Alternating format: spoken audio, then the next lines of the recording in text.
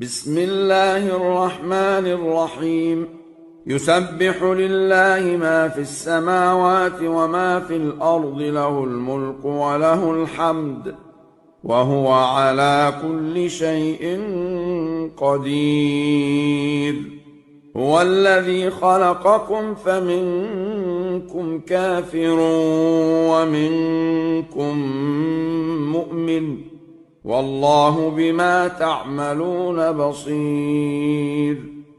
خلق السماوات والأرض بالحق وصوركم فأحسن صوركم وإليه المصير. يعلم ما في السماوات والأرض ويعلم ما تسرون وما تعلنون، والله عليم بذات الصدور.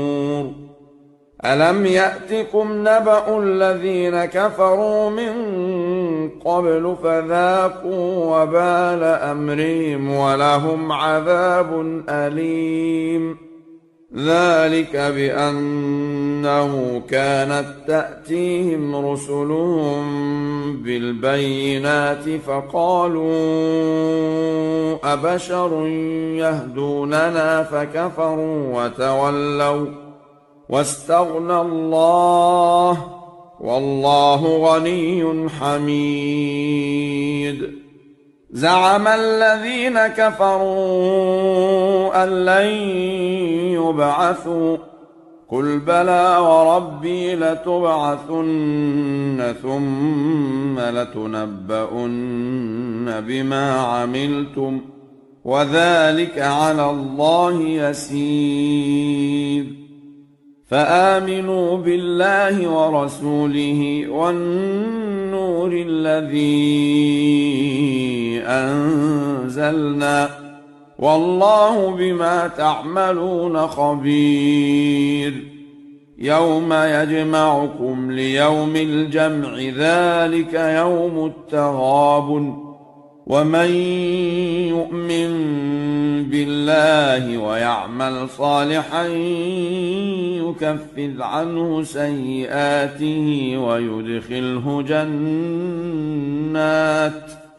ويدخله جنات تجري من تحتها الأنهار خالدين فيها أبدا، ذلك الفوز العظيم. والذين كفروا وكذبوا بآياتنا أولئك أصحاب النار خالدين فيها، وبئس المصير. ما أصاب من مصيبة إلا بإذن الله، ومن يؤمن بالله يهد قلبه، والله بكل شيء عليم. وأطيعوا الله وأطيعوا الرسول، فإن توليتم فإنما على رسولنا البلاغ المبين.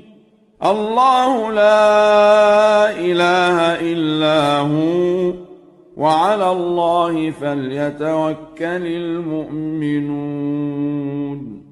يا أيها الذين آمنوا إن من أزواجكم وأولادكم عدوا لكم فاحذروهم، وإن تعفوا وتصفحوا وتغفروا فإن الله غفور رحيم.